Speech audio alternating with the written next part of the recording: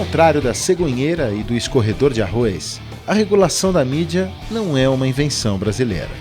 Vários países, democracias consolidadas há muito tempo, têm alguma maneira de fazer com que os meios de comunicação garantam a transparência e o respeito à pluralidade de opiniões, a garantir que boa parte dos vários segmentos da sociedade estejam representados em seus sons, imagens e palavras.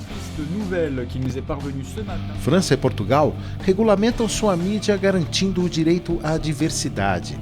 O Reino Unido está implantando um forte controle sobre a mídia, depois de uma série de escândalos em seus tradicionais tabloides sensacionalistas.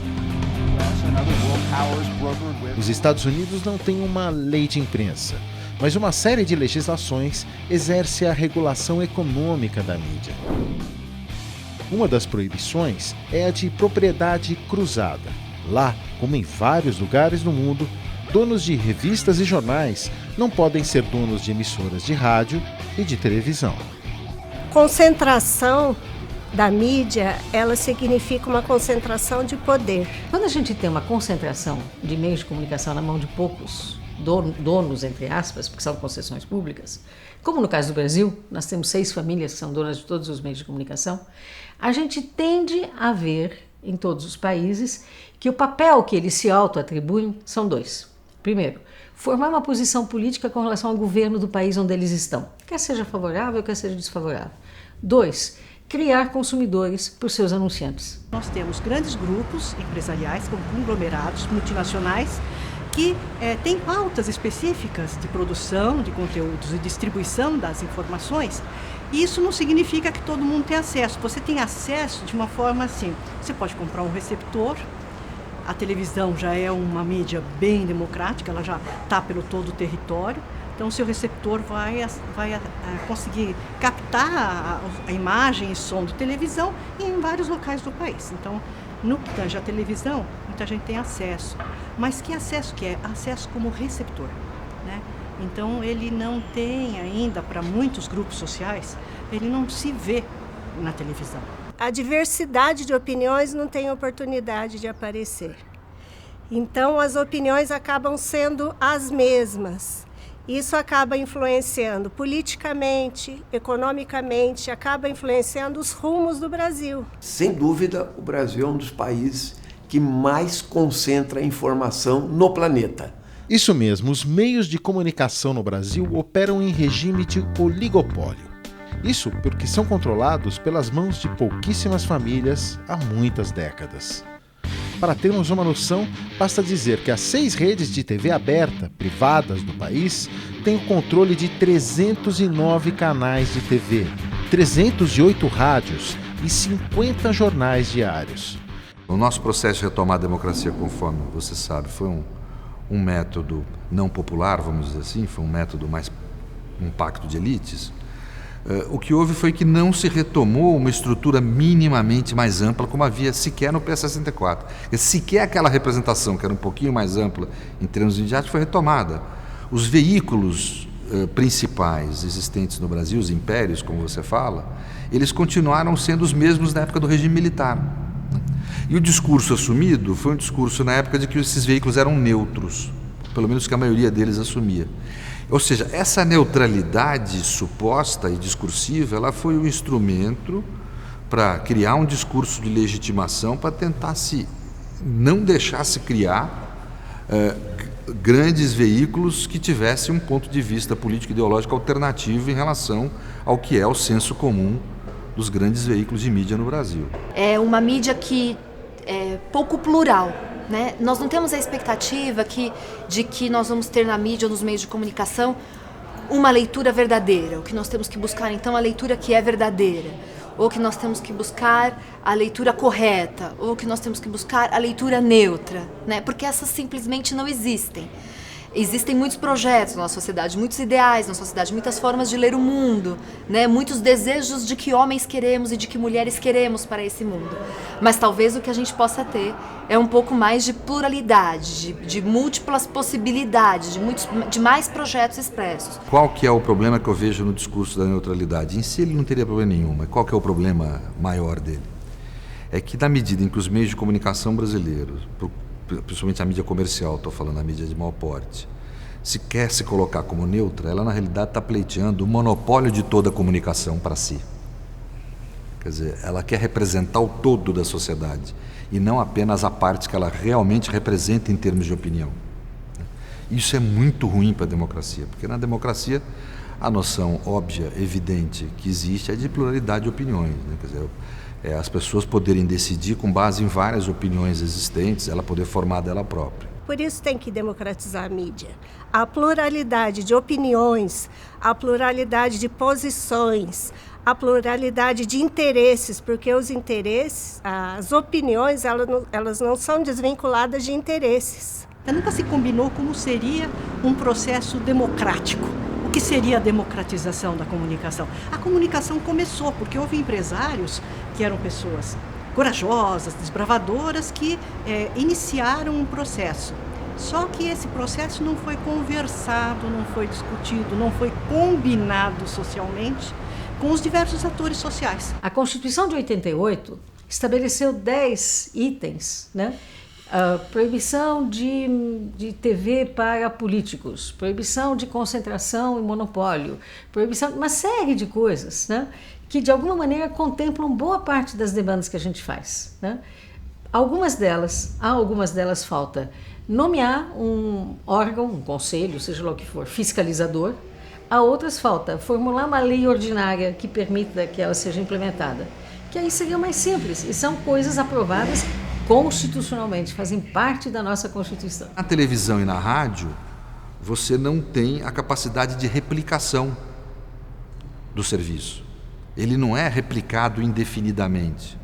Você tem uma faixa limitada de transmissão de sinais de TV aberta e de radiodifusão, né? Portanto, você tem um espectro limitado de frequência. Então, o que decidiu a Constituição? Como esse espectro é limitado, não é qualquer um que pode exercer a hora que queira, isso fica de propriedade do Estado. E o Estado vai definir quem é que vai ser, ele vai ser sempre o dono desse serviço, por isso que chama serviço público, o Estado é sempre o dono do serviço, mas ele define qual que é o particular que vai executar esse serviço. A definição, a forma como a Constituição define quem é que é o particular que vai definir esse serviço é ruim para a democracia e para a sociedade brasileira. É um dispositivo da Constituição, 223 da Constituição, que deveria ser alterado, porque ele estabelece não relações de concessão de serviço público como deveria ser, mas verdadeiras capitanias hereditárias. O exemplo da Argentina é interessante, né? A lei de los médios acabou pegando o espectro eletromagnético e dividindo ele em 3 partes. 1/3 passa a ser de programação governamental, 1/3 de iniciativa privada e 1/3 de movimentos sociais. E o recurso que o governo costuma aplicar nos meios de comunicação, que aqui no Brasil acaba aplicando preferencialmente pela audiência, portanto a maior parte do dinheiro acaba indo para a Globo, lá não, resolveram distribuir igualmente 30%, 30%, 30%. De modo que os movimentos sociais vão poder ter um espaço para se manifestar e recursos para poder produzir os seus programas e mostrar o seu ponto de vista. Então, pluralidade está aí representada, né? Que é o que a gente quer, porque as pessoas não pensam todas igual, né? Da mesma maneira. Precisamos saber qual é o leque de pensamento para que cada um forme sua própria opinião. O resultado foi que o grupo Clarim, que tinha 220 emissoras, acabou ficando com 20 e poucas, né? Ou seja, democratizou mesmo, né?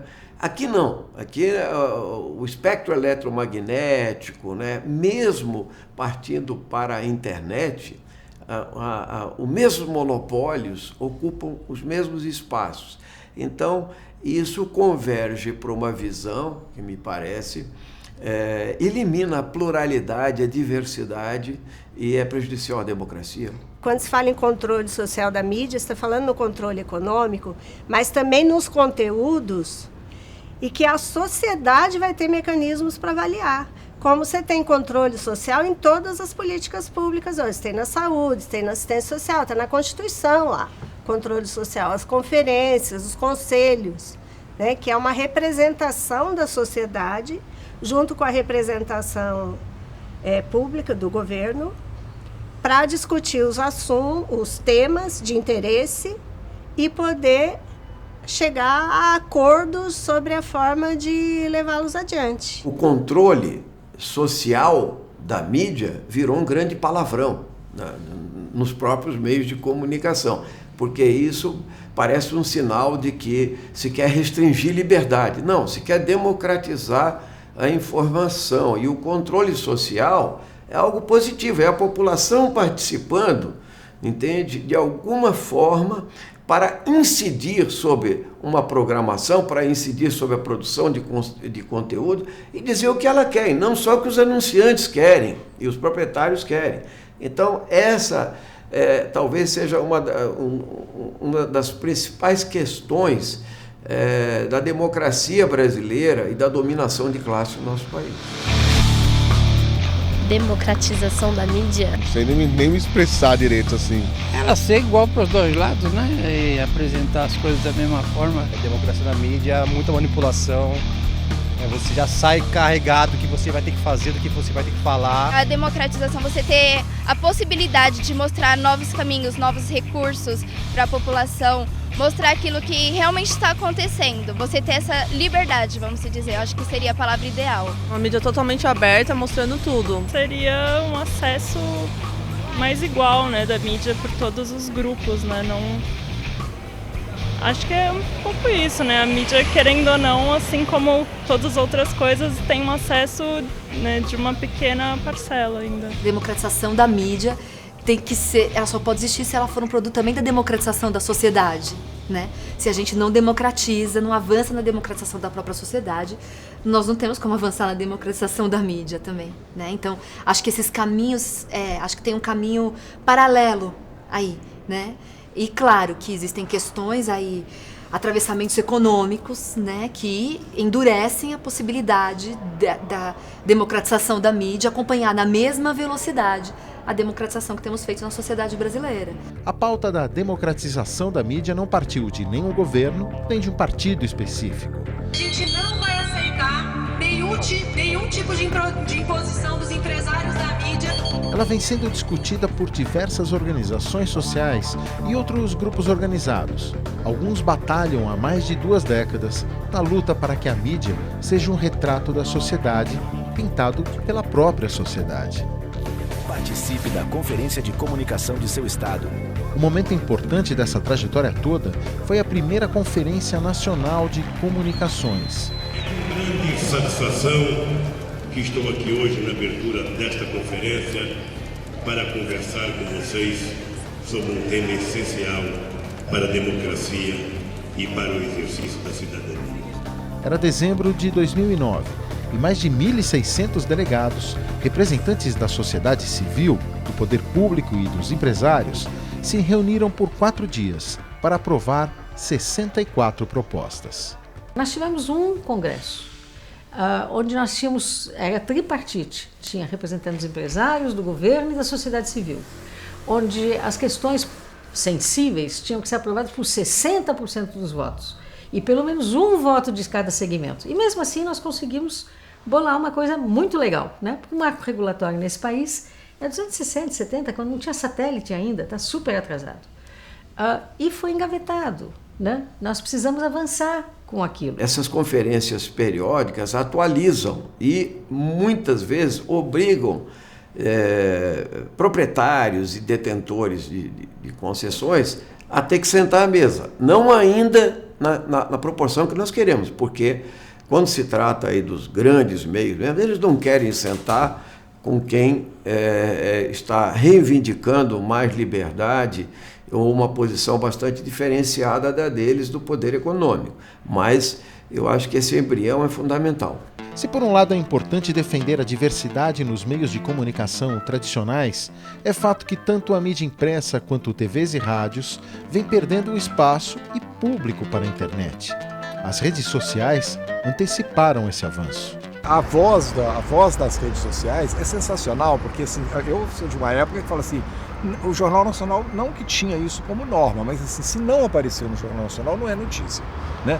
Hoje, se o Jornal Nacional dá uma mancada, ou se ele deixa de dar uma coisa, você entra no Facebook e está todo mundo bombardeando. O Jornal Nacional não deu a lista do HSBC. As pessoas estão cobrando nas redes sociais. O que ainda não temos na internet é mecanismo para aferir a credibilidade da informação. O controle da internet aqui, não sejamos ingênuos, né? Porque o controle também está na mão de grandes monopólios internacionais, né? Inclusive o controle de conteúdo e de segurança da rede, né? Então, essa é uma questão. Marco Civil da Internet. Esse é um dos assuntos do próximo Diversidade. O que ele define? Existe democracia na internet? E o jornalismo? O que muda com as redes sociais? Eu lembro do meu pai nos anos 60, ele chegava em casa às 6 e pouco da tarde, ele tomava banho, punha um pijama, jantava e ficava esperando o repórter Esso para ver o que acontecia. Quando entrava a escalada, tudo ali era novidade. Morreu fulano, aconteceu isso. Hoje, se você fizer uma análise assim, da escalada do Jornal Nacional, que é o principal jornal da televisão brasileira, né, mais visto, não tem nada que você fala, não, eu não sabia disso. A não ser alguém que morre 8h15 da noite e você está desconectado. O resto, tudo você já sabe. Não perca no próximo Diversidade.